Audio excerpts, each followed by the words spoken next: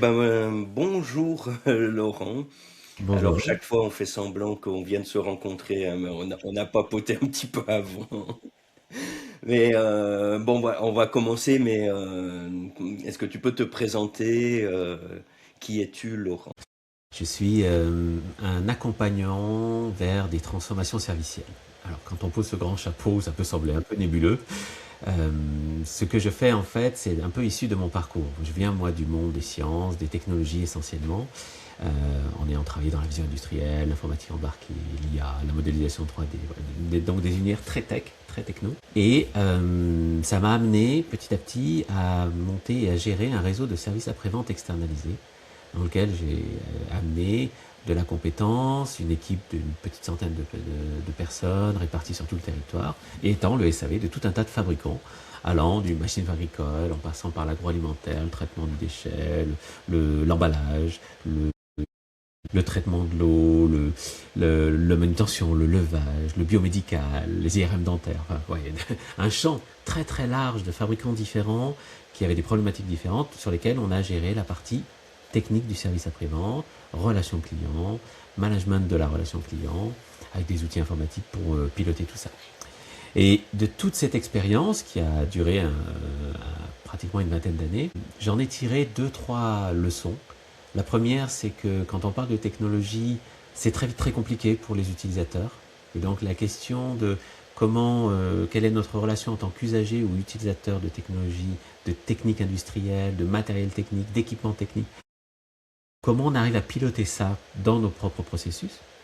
La deuxième, c'est que quel que soit le fabricant, quelle que soit sa taille, je travaille avec des très petits, des très grands, venant de toutes les parties du monde ou presque, la partie service, c'est difficile, c'est compliqué, il n'y a pas de modèle applicable, donc c'est compliqué à structurer, c'est compliqué à rentabiliser. Et puis, troisième élément important, c'est qu'il n'y a pas de service sans humain, évidemment. Ça semble un peu évident dit comme ça, mais c'est fondamental.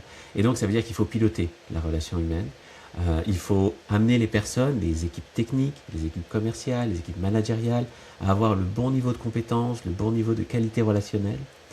Et donc tout ça, tout ce mix-là, c'est de la complexité. Et c'est ce que j'appelle la transformation servicielle. C'est qu'en fait, toute entreprise est une entreprise de service, quelle que soit sa fabrication, quelle que soit sa distribution, quel que soit ce qu'elle fournit, ce qu'elle apporte sur le marché. Et donc, elle a besoin de structurer une relation client. Et donc, c'est mon métier depuis 15 ans. J'accompagne les entreprises à structurer cette relation client, à amener des services clients à devenir rentables. Et puis, si on pousse jusqu'au bout, à faire en sorte que, à un moment donné, on arrête de vendre les produits et on en vend l'usage uniquement. Ce qui est une grosse transformation de modèle économique. Juste un petit retour en arrière, parce qu'avant de parler du service des gens, si tu as été dans la modélisation 3D, t'es un matheux à la base, c'est ça? Ah, C'est beaucoup j'ai de ce gros calculs. défaut-là. Oui, oui, oui, je viens vraiment du monde des sciences, hein, des maths essentiellement, mais pas que. J'ai aussi bourlingué, ayant créé plusieurs entreprises, j'ai aussi appris, après mes études, sur le terrain, à construire une entreprise, à faire des erreurs. J'ai travaillé la relation client, j'ai travaillé la relation commerciale, l'approche marketing. Tout ça, c'était très orienté à l'international, donc avec beaucoup de différences culturelles aussi. Donc des approches de marché différentes, des relations avec des clients et ou des fournisseurs très, très différents culturellement. Donc tout ça, ça a enrichi aussi mon bagage pour aussi mieux comprendre les mécanismes humains, mieux comprendre les relations, me comprendre aussi les modèles financiers, les modèles économiques, les modèles commerciaux, les modèles marketing. Avec tout ça baigné dans un grand environnement digital, des balbutiements de l'IA jusqu'à aujourd'hui, des balbutiements des réseaux sociaux jusqu'à aujourd'hui. Donc c'est un peu toute cette expérience-là que j'ai structurée pour créer de la méthode et que j'amène aujourd'hui à disposition notamment des dirigeants. Il y a un point qui m'a amusé, c'est que tu disais j'ai appris à faire des erreurs. Moi, j'ai pas appris, c'est assez spontané, c'est assez intuitif, les erreurs que je fais. Ah oui, c'est clair. On en fait beaucoup et c'est magique en fait de faire des erreurs. Ça dépend. C'est là où on apprend tellement, Oui, oui, à oui. la condition évidemment de prendre un peu de recul et puis de se dire ok, qu'est-ce qu'elle m'apprend cette erreur. Faire une erreur, c'est ni bien ni pas bien, il n'y a aucune gravité en tant que telle. C'est vraiment qu'est-ce qu'on en apprend, quoi? Comment elle nous construit et comment on peut partager ce que l'on a appris. Et du coup, aujourd'hui, donc tu as commencé à en parler, mais ton activité actuelle, ce que tu proposes à tes clients, c'est quoi? Est-ce que tu peux nous détailler un petit peu? Oui, bien sûr. Alors ça se situe à plein d'endroits. Je dirais que le fil rouge, c'est vraiment d'accompagner les transformations de services. Donc vraiment, pour être très concret, je suis fabricant ou distributeur d'équipements techniques ou technologiques ou éditeur, et j'ai besoin de structurer une organisation SAV, une organisation service client, qui soit rentable, efficiente, performante, centrée sur les clients. Je vais amener tout ça. Je vais amener de la méthodologie, je vais faire monter aussi les personnes en compétences, les équipes Mhm. techniques en compétences relationnelles, les commerciaux à vendre du service, c'est pas tout à fait la même chose que vendre un produit. Les équipes managériales aussi, à avoir un management beaucoup plus contemporain, beaucoup plus transversal, beaucoup plus responsabilisant. Donc je vais travailler à la fois la structure, les process internes et les questions relationnelles et les compétences autour de ça. Et puis, je vais aussi amener la préparation de l'intégration d'outils, donc des technologies 4.0, que ce soit des outils informatiques, de la réalité augmentée, de l'impression 3D, enfin peu importe les outils qui vont venir supporter ce qu'on a imaginé comme service, le niveau de contrat qu'on a envie de construire, etc. Et puis, donc ça c'est une grande partie de mon activité. Dans cette partie-là, il y a également la transformation des modèles économiques, vraiment aller vendre l'usage plutôt que vendre les produits. Alors ça change tout, hein. C'est une transformation très profonde. Faut tout revoir parce que on va construire. Je veux bien que tu nous en dises plus parce que c'est en particulier pour les gens voilà, qui vendent des choses matérielles, c'est très abstrait. Donc, ouais, est-ce que tu peux nous mettre un peu de concret là-dedans? Il y a des exemples qui sont connus sur le marché selon d'où on vient. Je vais citer les deux plus connus. Le premier, c'est Xerox, quand ils ont fait le chemin d'aller petit à petit vers le paiement à la copie. Au lieu d'acheter un photocopieur, on paye un service à X centimes d'euros par copie qu'on a réalisée, copie noir et blanc, copie couleur, et l'équipe Xerox s'occupe de tout. Ils nous fournissent le matériel qu'on ne possède pas. Ils s'occupent des consommables, ils s'occupent de la maintenance, ils s'occupent de la mise à jour, des mises à jour logicielles, de l'adaptation si mon activité évolue, d'avoir le bon matériel au bon moment. Et tout ça, moi, en tant qu'utilisateur, je paye à la copie, point barre. Je ne m'occupe de rien. Donc j'ai bien que l'utilisation d'un produit. Donc ça, c'est un modèle il y a beaucoup de littérature hein, sur Xerox, si vous recherchez, vous allez en trouver plein. Et puis il y a un deuxième grand modèle qui est connu, une grande entreprise qui est connue, c'est Michelin, qui, à un moment donné, auprès des grands logisticiens, a proposé un nouveau service. Plutôt que de vendre des pneus, ça a été de leur fournir les pneus en restant, donc Michelin restant propriétaire des pneus, et en leur faisant payer au kilomètre parcouru. Ce qui, pour des logisticiens, est absolument génial, puisque le pneu, qui est plutôt un problème, une charge fixe qui est un problème, quand il est plat, c'est l'enfer. Il y a des risques pour les personnes, il y a des risques pour les biens, les marchandises ne sont pas livrées, il peut y avoir des sanctions. Donc c'est un vrai calvaire. Et en même temps, les conducteurs de camions, surveiller les pneus, c'est pas leur quotidien, c'est pas quelque chose de très important en tant que tel. Donc c'est plus un problème qu'autre chose, le pneu, est très secondaire par rapport à l'activité de livrer des marchandises d'un endroit à un autre. Donc l'idée, ça a été de retirer toutes ces épines, hein, tout ce qui posait problème, de le prendre en charge en gardant la propriété des pneus et en rendant la charge variable. Puisque je fais plus de kilomètres, je paye plus, je fais moins de kilomètres, je paye moins. Donc ce qui est hyper intéressant aussi pour le métier du logisticien qui est en face. Donc c'est ça, changer le modèle. Donc ça, c'est une partie de cette transformation. Parce que dans cette transformation, il y a aussi des questions de coopération. Ces transformations-là, on ne les fait pas tout seul. Il faut rajouter de l'innovation, rendre le produit beaucoup plus durable, puisque je reste propriétaire du produit en tant que fournisseur, hein, fabricant ou distributeur. Je reste propriétaire, donc mon intérêt, c'est qu'il dure le plus longtemps possible. Donc je réintroduis de la logique environnementale. Je pensais effectivement à Michelin où normalement effectivement que c'est en lien avec ce que tu dis à l'instant. Où je vends mon pneu et c'est plus mon problème quoi, hein.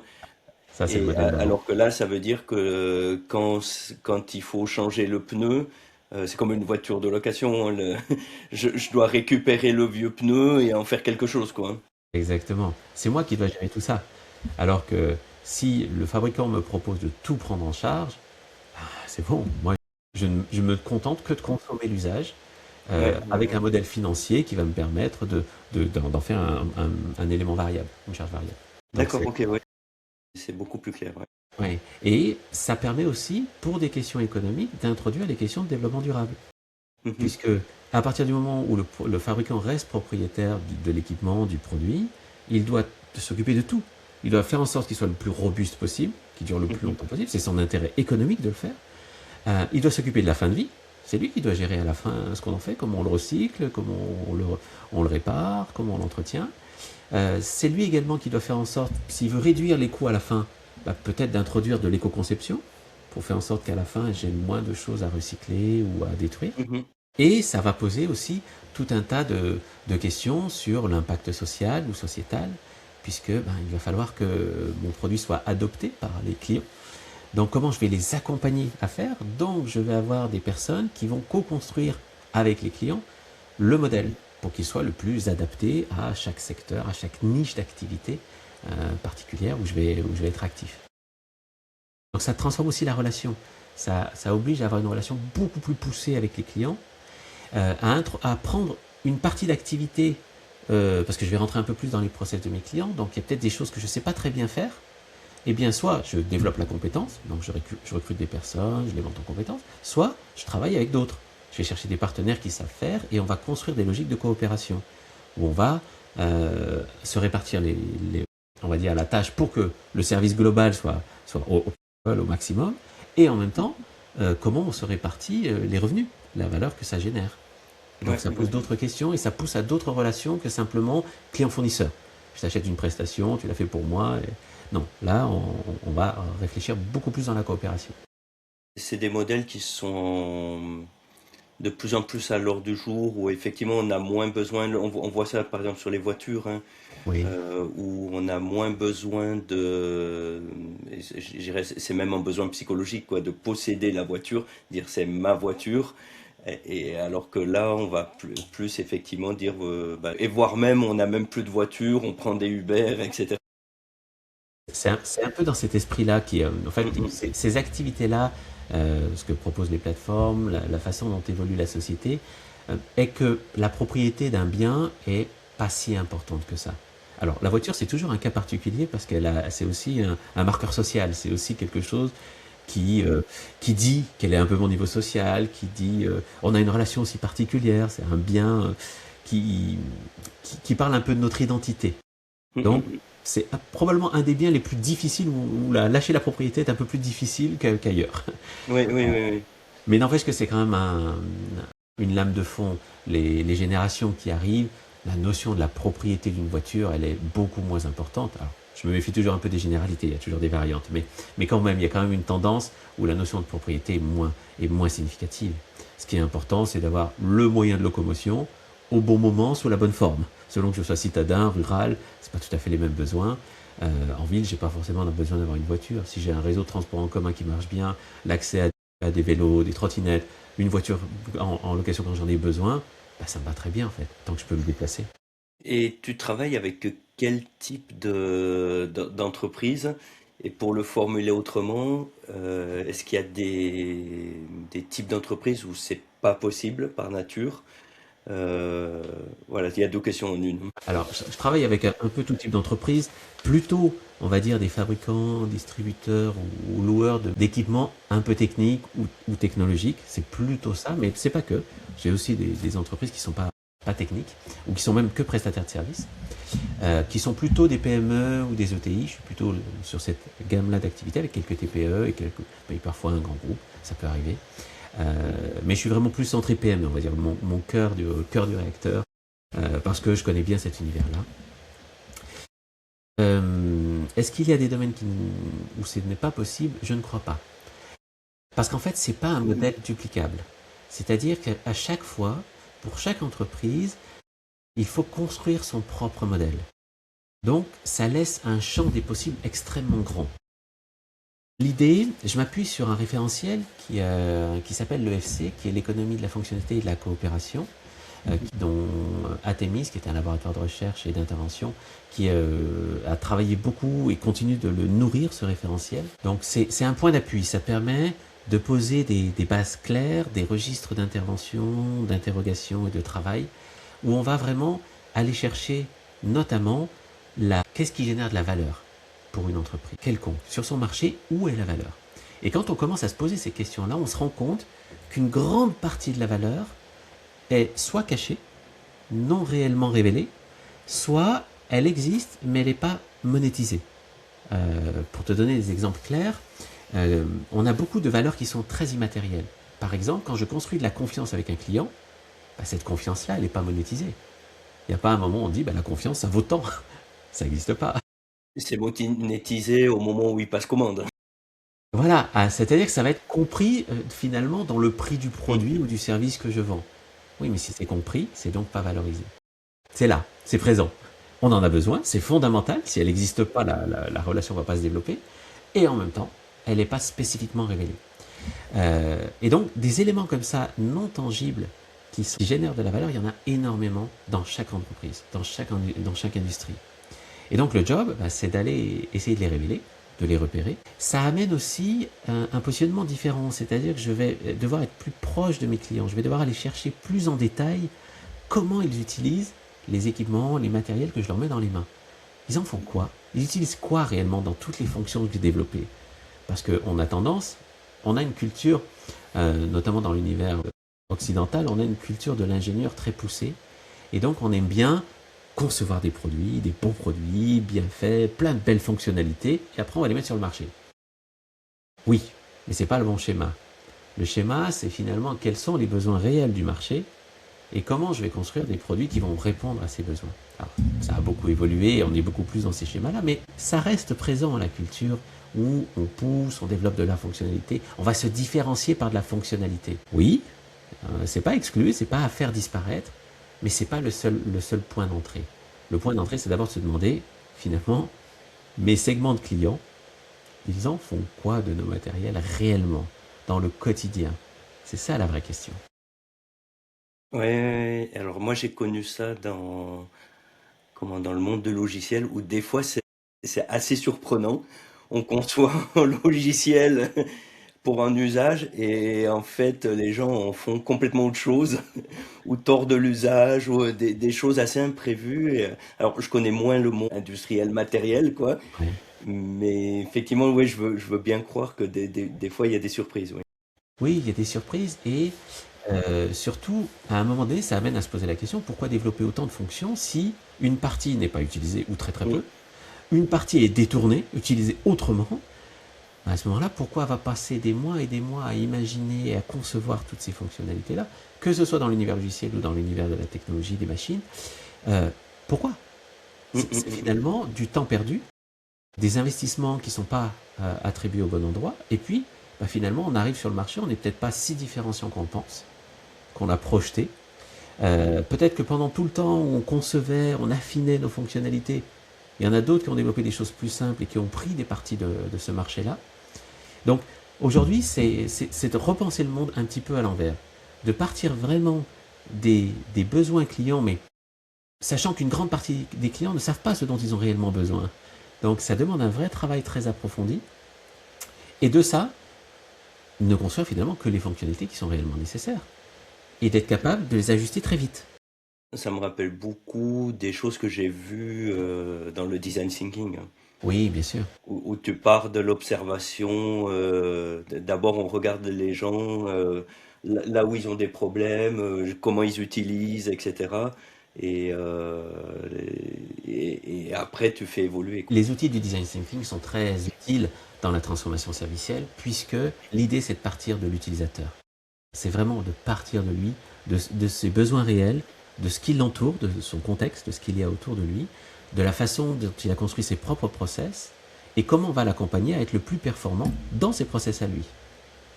Et nos outils, nos solutions, nos services ne servent qu'à ça. Ils sont orientés pour ça. Donc c'est un vrai déplacement, hein. Euh, Est-ce que tu aurais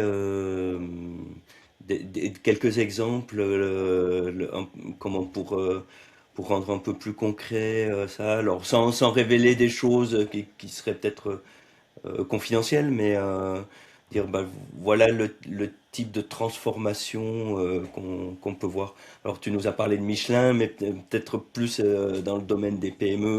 Oui, oui, je prends l'exemple de quelques-unes des PME que j'ai accompagnées, ou que j'accompagne encore. Donc, par exemple, un fabricant de petites machines industrielles dans l'emballage, qui va mettre des produits dans des contenants, puis les fermer, les étiqueter, et puis mettre tout ça dans des cartons, puis les palettiser pour livrer au client. Donc, ils fabriquent des machines qui font ça, des petites lignes de production qui font ça. La première activité habituelle, c'est je développe des machines, je connais mon marché, j'ajoute des fonctionnalités, j'essaie de répondre aux besoins industriels le mieux possible. Et puis, je vais vendre ma machine 50 000, 100 000, 200 000 euros selon la complexité, la taille de la ligne. Le client va la garder 10 ans, 15 ans, parce que je fabrique des machines robustes. Donc, je vais avoir assez peu de services derrière, assez peu de pièces de rechange. Donc, je perds de vue mon client. Je vais vendre une machine, j'ai passé du temps avec lui au départ à bien définir le cahier des charges, je lui la fournis, et puis j'ai un peu de relation avec lui. De temps en temps, quand il y a une panne un peu complexe, ça demande un peu d'expertise, il va venir me voir. Quand il a 2-3 ajustements et des mises à jour à faire, il va revenir me voir. Mais j'ai très peu de relation in fine. Le coût de la machine, on va dire environ 100 000 euros, ok. Je l'aurais négocié en tant qu'utilisateur. Voilà, je vais jouer mon rôle d'acheteur, je vais essayer de grappiller 5 points, 10 points, 15 points, parce que je fais jouer la concurrence et je cherche à l'acheter au meilleur prix. Sauf que ce n'est pas le coût réel de la machine. Le coût réel de la machine, c'est les 10 ans d'exploitation. Donc c'est la machine en elle-même, bien sûr, mais tous les frais de fonctionnement qui vont autour, tous les consommables que je vais utiliser, les pièces que je vais changer, évidemment les énergies qui vont être consommées. Et donc le coût total de possession de cette machine, c'est pas 100 000 euros. Ça va être 100 000 plus peut-être 50, 60, 80 000 euros par an de consommables, d'entretien, etc. Donc au bout de 10 ans, la machine, elle me coûte peut-être 1 million d'euros. Donc, les 5% ou 10% que j'ai gagné sur mes 100 000 euros, ramené au coût total de possession, c'est rien du tout. Le prix de la machine ramené au coût total de possession, c'est pas grand-chose. Eh bien, l'idée, ça a été de se dire, très bien, on va s'intéresser à ces segments de clients-là qui ont un besoin d'emballer telle typologie de produits dans ces contenants, et on va leur construire un modèle dans lequel on va essayer d'intégrer tout ce qui leur pose problème. Donc, la maintenance, les consommables, fournir les meilleurs consommables possibles dans les meilleures conditions de développement durable, dans les meilleures conditions économiques, dans les meilleures conditions de manipulation, de recyclage, etc. On tient compte de toutes les problématiques. On va s'intéresser aussi aux utilisateurs, aux usagers de ces équipements. Donc, comment on les forme pour qu'ils soient les meilleurs utilisateurs possibles. Peut-être que chez les clients en face, il y a du turnover. Les opérateurs changent peut-être tous les 6 mois, tous les 2 ans, tous les 5 ans. Comment on s'assure qu'à chaque fois, l'opérateur qui arrive reçoive le bon niveau de formation? Comment on l'accompagne dans le temps? Comment on a un service online avec des gens au bout du téléphone ou des vidéos tutos qui viennent compléter tout cet accompagnement-là? Comment on va régulièrement avoir des rendez-vous avec le client pour suivre son évolution, c'est les propres marchés qu'il gagne lui, et comment on adapte l'équipement au fil de l'eau pour qu'il puisse gagner de nouveaux marchés. Comment on va l'aider à argumenter aussi pour gagner de nouveaux marchés. Et on construit comme ça une relation où on est beaucoup plus coopérant. On n'est plus du tout dans une relation client-fournisseur. Oui, c'est des partenariats quasiment, ouais. C'est un partenariat très très poussé, plus. On co-construit avec lui la machine, on co-construit les services qui vont avec. Il est aussi très acteur, le client, dans les services qu'on produit. Les services sont coproduits à la fin. Et donc, cette relation-là, on va oublier le prix de la machine et on va lui proposer une mensualité. Par exemple, c'est un des schémas financiers potentiels, parce qu'on a révélé toute la valeur, donc on pose dessus un modèle financier, et dans ce modèle financier, tout est compris. Il ne s'occupe de rien, on s'occupe de tout. Donc ça a fait grandir l'entreprise qui fabrique, parce qu'elle a développé de nouvelles compétences. Elle est plus dans de la gestion de projet, elle est plus dans l'accompagnement client, elle a de meilleures connaissances des clients de ses clients. Donc ça lui permet aussi d'être plus intelligent dans la conception de ses produits. Oui. Ça permet tout ça. Et pour le client, on s'engage sur des performances. C'est-à-dire qu'on va dire au client, moi je te garantis que tu auras un taux de productivité de tel ordre, que tu n'auras jamais des arrêts plus longs que X heures, selon les contraintes, et on va vraiment rentrer dans de l'engagement de performance. Ce qui fait qu'à la fin, on a une offre très intégrée, où on ne peut pas enlever des éléments, hein. Si on enlève un truc, la valeur de l'offre va diminuer, et le client, lui, paye quelque chose qui a énormément de valeur pour lui. Et il le pilote. Il a un budget qui est prévisible. Il sait ce que ça fait réellement chaque année. Donc tout le monde y gagne en fait dans cette histoire. Et il y a une couche au-dessus qui vient s'ajouter, c'est qu'on va tenir compte des externalités. C'est-à-dire que quand on fournit un équipement, un produit, un service, il y a tout un tas de choses qu'on n'a pas prévues. Il y a des conséquences qu'on n'a pas prévues. Certaines sont positives, certaines sont négatives. Eh bien, dans ces modèles-là, on va essayer d'intégrer les externalités positives dans l'offre comme étant un élément de l'offre. Et puis les externalités négatives, comme par exemple de la pollution, du bruit, de la chaleur dégagée, ce genre de choses, on va les réduire, voire les faire disparaître. Et ça fait partie de l'offre. Ça fait partie du processus. Ce que tu dis depuis tout à l'heure, quand tu parles en fait, on repense le produit, puis ce qu'il y a autour, finalement, en fait, dès la conception, ce qu'on fait, ça intègre enfin, ça va générer automatiquement le marketing, quoi. Parce que comment, c'est plus un produit, maintenant, il faut qu'on se débrouille pour le vendre. Ouais. C'est en fait dès la conception, on a juste à faire les jolies plaquettes et mettre les jolis mots dessus, mais tout est là, quoi. Et c'est ça, la conception est centrée sur les usages. Et c'est vraiment effectivement du marketing, tu as raison. Il y a des éléments marketing très forts. Et donc tu vois aussi, quand tu dis ça, ça souligne le fait que euh, la conception doit travailler avec le marketing, doit travailler avec le commerce, doit travailler avec le service après-vente au moment de la conception. Tout ce petit monde-là doit être impliqué au moment de la conception parce que on va ensemble creuser les usages des clients réels. Ouais. Et sachant qu'on ne peut pas tout prévoir. Donc on met en place aussi une approche, une mécanique de mise sur le marché où on accepte que le produit va venir par itération, on va venir l'adapter, l'ajuster au fur et à mesure de ce qu'on va découvrir aussi. Tout n'est pas décidé à l'avance.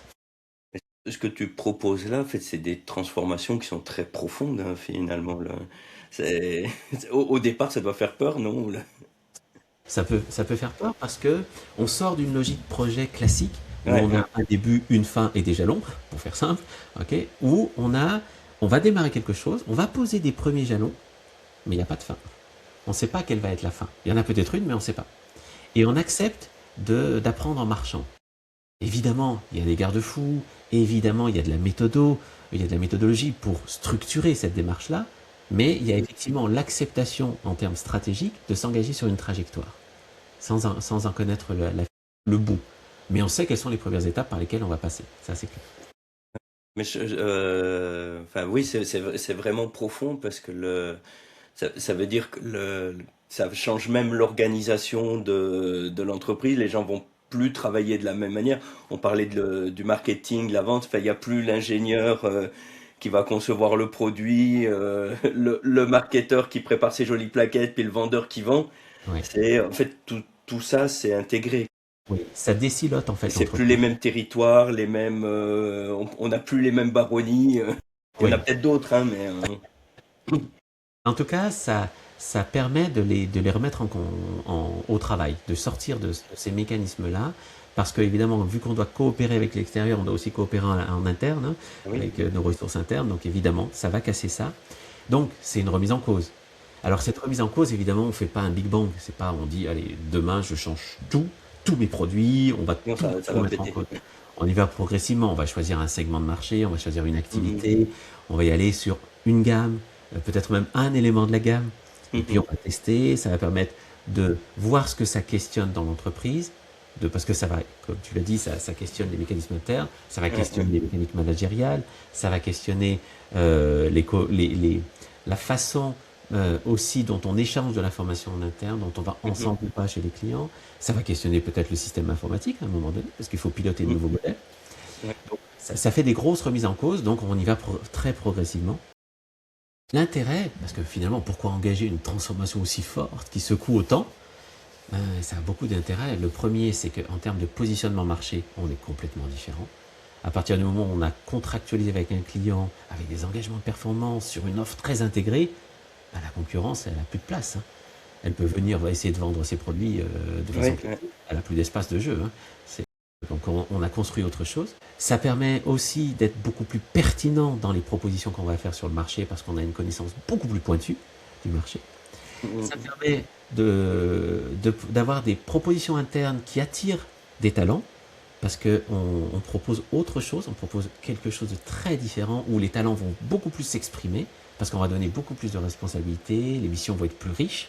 Donc, ouais, tu vois, ouais, on ouais. peut aussi résoudre la question d'attirer des jeunes, de Il les y aura garder, plus de créativité, tout ça. de l'apprentissage permanent, ce qui est très, très important pour les jeunes générations qui arrivent. Euh, et ça va permettre aussi financièrement de créer un revenu récurrent puisqu'on contractualise, on a des formes de mensualité. Alors il y a 1000 modèles financiers, hein, je ne détaille pas trop là parce qu'il y en a tellement. Et puis c'est une question presque secondaire. Il vient naturellement le modèle financier quand on travaille sur la valeur. Et puis, on va intégrer toutes les questions de développement durable, de RSE, pour des raisons. Parce que c'est notre intérêt économique de le faire, d'avoir des produits qui durent, qui consomment le moins de ressources possible, qui soient bien réparables, qui soient réutilisables. On va peut-être réintégrer des pièces à la fin, quand on récupère la machine 5 ans, 10 ans après, pour en mettre une nouvelle, pour l'adapter, etc. On va peut-être réintégrer certaines de ces pièces dans la conception de nouvelles. Donc on va Mm, faire des mm, mm. ressources. Donc c'est très vertueux comme mécanisme. C'est vraiment très vertueux. Enfin, je pense à quelque chose de très concret. Moi, j'ai l'âge d'avoir connu les machines à laver qui duraient toute la vie, quoi. On les gardait 20 ans. C'était juste, elle était fatiguée, mais elle marchait toujours au bout de 20 ans, hein. Ma grand-mère, elle a dû garder ses machines, je pense, jusqu'à son décès. Et aujourd'hui, on fait des choses qui ont de l'obsolescence programmée, etc. Et là, ça veut dire que, en fait, on revient sur des choses beaucoup plus vertueuses, où chacun y trouve son compte, où effectivement, la machine va rester longtemps, mais alors, ça sera peut-être sur des choses un petit peu plus complexes, mais il y a, chacun y trouve aussi son compte d'un point de vue économique, etc. Oui, effectivement, ça déplace. Alors, ça déplace. On va un peu d'une forme d'obsolescence programmée à une forme de durabilité programmée. On n'est plus sur Ouais, des ouais, ouais. mécanismes comme ça. Donc, on est bien dans le sens de l'histoire, dans la nécessité de tenir compte des limites planétaires. Sauf que on n'a pas besoin de convaincre éthiquement, même si c'est important, hein, je ne remets pas en cause le fait d'avoir des valeurs, mais simplement, si on compte que sur les valeurs, on voit bien que la transformation, elle se fait pas très rapidement. Ouais, ouais. Si on le fait pour des raisons économiques, on va nourrir nos valeurs, on va être en phase avec nos valeurs, mais on va surtout le faire parce que économiquement et financièrement, l'entreprise va être plus robuste, sera plus capable d'absorber les chocs, les crises qu'on traverse et qu'on va encore traverser. Mhm. Ça amène aussi à devoir développer en interne une logique de l'itération, de l'expérimentation, du fait de travailler tous ensemble. Et bien ça rend plus robuste face aux crises. Parce qu'on va s'adapter plus facilement, on va devenir plus agile réellement, dans la réalité, pas juste dans les mots. Parce qu'on l'expérimente au quotidien, cette agilité. Donc, quand une crise arrive, on sait le faire. C'est pas quelque chose de nouveau.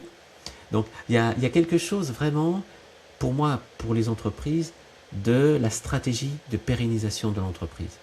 Ça passe par ces modèles économiques-là. Alors, je ne suis pas en train de vendre l'EFC, je suis en train de dire que s'appuyer sur des référentiels comme celui-ci, il y en a d'autres qui viennent compléter, ça permet de se poser les bonnes questions stratégiques et de mettre en place les bonnes façons de faire. Il n'y a pas de recette, à chaque fois il va falloir le construire. Oui, ça va être complexe, oui, ça va demander de l'énergie, mais à la fin, ça vaut tellement le coup. Les entreprises que j'ai accompagnées pour la plupart, et que d'autres ont accompagné, je ne suis pas le seul accompagnant dans ces secteurs-là, arrivent à un moment donné à poser une relation telle avec certains clients que, c'est inscrit dans la durée. Pendant 3 ans, 4 ans, 5 ans, elles ont des contrats, les revenus tombent, les engagements sont tenus, la performance est là à la fin, donc l'entreprise développe de la croissance, mais c'est une croissance mesurée, elle est raisonnable en termes de consommation de ressources parce qu'on va chercher vraiment à l'optimiser, elle est raisonnable en consommation d'énergie parce que c'est un vecteur, on va travailler la décarbonation en même temps, on va travailler l'économie des fluides en même temps, on produit la juste machine ou le juste équipement par rapport à un marché donné et à des usages donnés. On a un accompagnement relationnel extrêmement fort. La confiance est fondamentale sur ces modèles-là. Et donc, elle devient valorisée. Elle est valorisée. Et on travaille toutes les questions d'externalité. On fait en sorte de réduire les effets négatifs et Mhm. d'augmenter les effets positifs, même quand on ne les a pas prévus. Donc, c'est quand même assez vertueux. C'est marrant parce que ce que tu dis, ça me fait complètement écho. Hier après-midi, j'étais à une conférence, on va les nommer, organisée par la DIRA, et c'était Olivier Hamon, et c'était sur la robustesse versus la performance, en disant, ben, voilà, si on pousse trop la performance, en fait, ça casse. Alors, il poussait jusqu'à dire, en fait, la planète est en burn-out, dire, nous, on est en burn-out, le matériel casse, etc. Et ce que tu décris avec d'autres mots, ça fait complètement écho. Quelque part, ça permet d'avoir un équilibre en parce qu'il y a quand même une raison économique. Donc, bah, voilà, il faut gagner de l'argent, il y a de la performance à aller regarder, mais on retrouve cet équilibre avec de la robustesse dans le système. Ouais, Quand tu parlais d'agilité, de durabilité, d'autant plus qu'on voit qu'on est en train d'arriver, si ce n'est déjà fait, au bout du système actuel. exactement. Exactement. Et là, je vais reprendre un peu euh, les, pardon, la logique que porte notamment le laboratoire Artemis dont je parlais tout à l'heure, qui est un peu le garant de la doctrine, le concepteur et le garant de la doctrine EFC, c'est de dire qu'en fait, il ne peut pas y avoir de transformation écologique sans transformation économique. On ne peut pas décorréler Oui. les deux. Parce que le monde est ainsi fait qu'on est dans une structure, dans un monde qui est Mm, mm, mm. capitaliste. On est pour, on est contre, c'est même pas le sujet, c'est juste, c'est comme ça. Donc, si on veut que les entreprises soient pérennes, il faut qu'elles soient rentables. On ne peut pas avoir des entreprises non rentables. Donc, il faut des modèles qui intègrent les contraintes planétaires, les contraintes des données de ressources, et de prendre soin de la planète et des humains, Mhm. tout en gagnant de l'argent à la fin. Ce qui veut dire qu'on n'est pas obligé d'être dans une logique de décroissance. Simplement, il faut rentrer dans une logique de croissance maîtrisée, de croissance qui intègre réellement la logique du développement durable. Donc, c'est même pas la question de la croissance ou de la décroissance. C'est comment les entreprises construisent C'est une autre des forme activités de durables croissance, quoi. et C'est- moi, financièrement je- rentables. Oui, oui, pardon, excuse-moi, je t'ai coupé.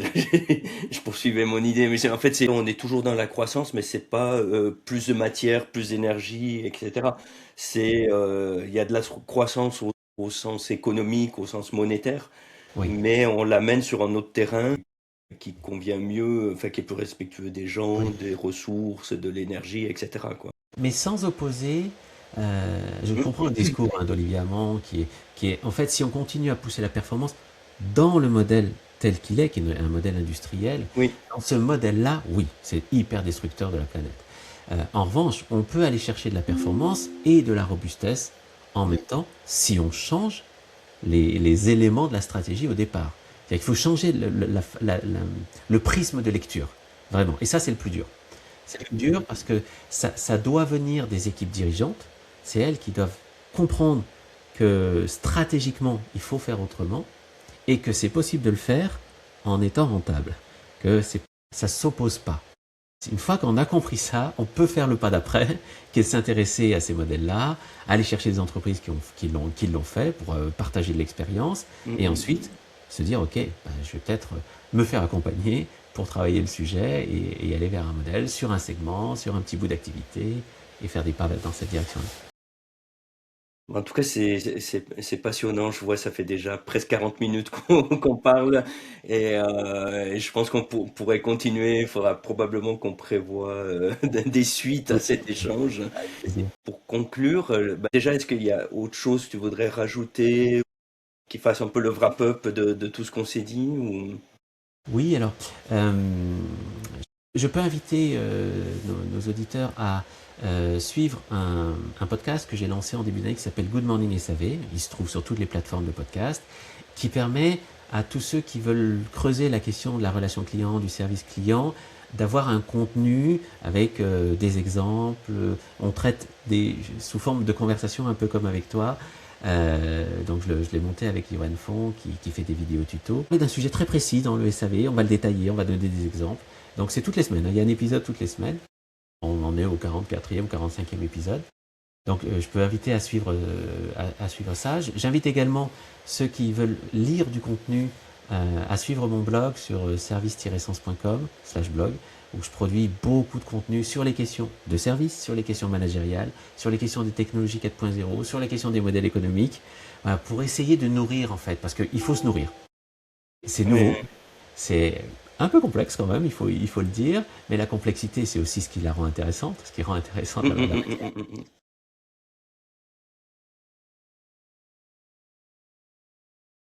ces contenus-là vont permettre de faire du chemin. Et puis bah, évidemment, comme j'anime aussi des conférences, s'il y en a qui le souhaitent, je peux aussi intervenir auprès d'un codir pour sensibiliser, expliquer, délivrer. Je dis ça parce que c'est important de se nourrir. Okay, Ouais, ouais.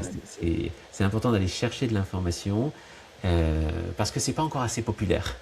Ça a besoin vraiment de se diffuser. Merci beaucoup Laurent. Alors j'avais une question à te poser, mais finalement tu as répondu. J'allais te demander où est-ce qu'on te retrouve sur le monde merveilleux d'Internet, mais du coup c'est bon, t'as anticipé. Ben, merci beaucoup. Plaisir. On a pas mal échangé en préparation et là aussi c'était une belle rencontre. Oui, Et puis bah, merci à du toi coup aussi. à très bientôt À très Laurent, bientôt. avec grand plaisir. Au Au revoir. revoir.